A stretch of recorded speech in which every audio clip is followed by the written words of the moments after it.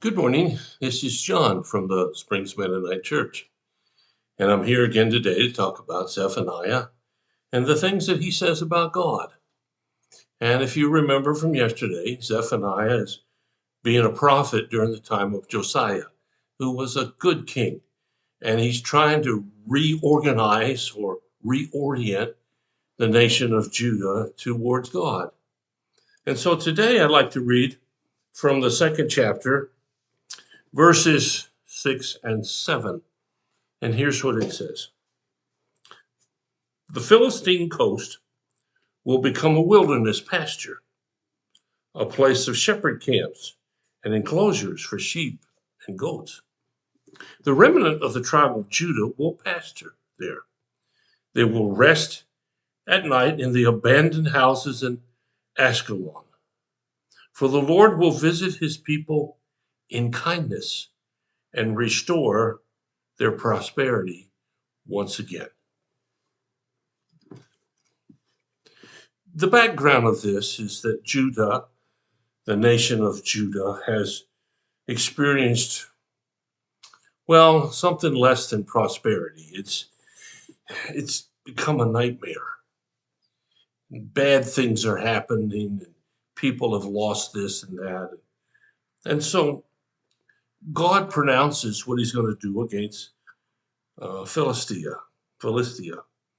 Um, and he's saying he's going to take their coastline and make it a pasture for the people of Judah to pasture their sheep.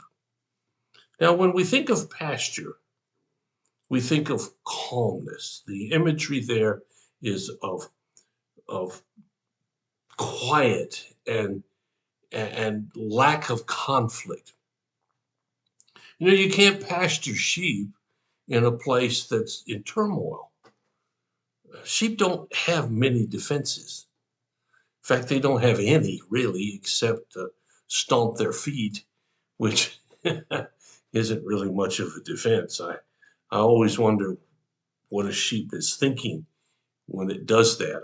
I guess it thinks it's doing something. I don't know. But a sheep in a place of turmoil and anxiousness won't move. It just freezes. And if you can't move it out of that situation, it'll die. And so the imagery here is a pasture. It says a place of shepherd camps. So it's more than one. It's a place of calmness. And we all need calmness in our lives. I don't know about you, but everyday life can be quite busy and not necessarily busy with productive and good stuff that make us better. The environment around us can often cause turmoil and cause us to be stressed and raise our blood pressure and all kinds of other stuff that happens to the body under stressful situations. And so Zephaniah says God is going to bring the people of Judah to a place of kindness and calmness. It says here, verse 7, the remnant of the tribe of Judah will pasture there, and they will rest at night in the abandoned villages of Ashkelon, which was their enemy. The enemy is going to be removed, and so they can now look forward to a future.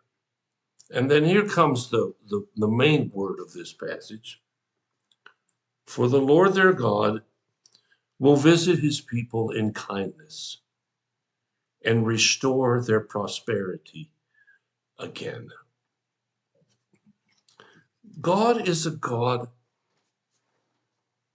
of kindness.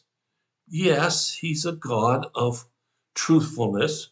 And yes, he's a God that demands uh, obedience to his ways. And yes, he's a God that judges people in the end on whether they lived up to his requirements or their words or not. But he's not a God whose first response is to bring judgment and anger. So many people think God as,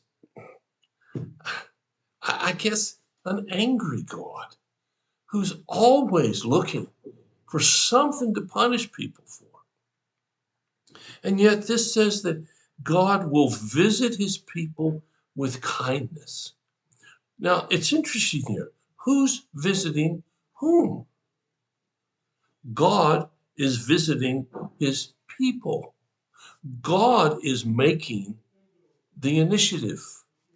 God is the one who is taking the effort to say to the people, it's okay. And he comes to you and to me today and says the same thing. I know many of you listening to me don't hear that very well. In fact, some of you are even angry at God for what you think he has done. And if that's who you are, then I'd like to urge you to think differently. Here it says he wants to bring us kindness and restore our prosperity. Now, prosperity doesn't necessarily mean things.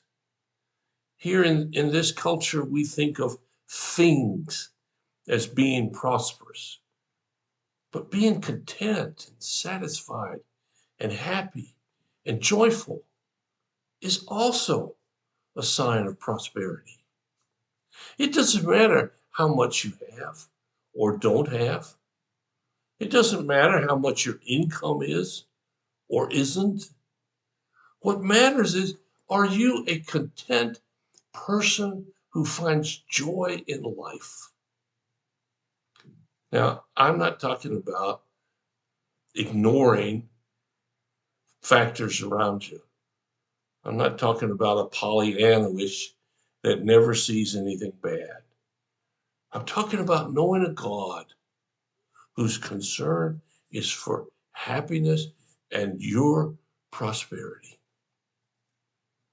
That's what this passage in Zephaniah says about God. So I leave you today. Is that your image of God? Is that who you want and try to walk with? And if it isn't, well, consider it. Think about it. Ponder it a little while and see if you don't find a different way to think about God who cares so much just for you. Well, thanks for listening. If you have a need or a concern, let us know. We'll do whatever we can as fast as we can to help meet your need. So until tomorrow, have a really great day. I'll talk to you again.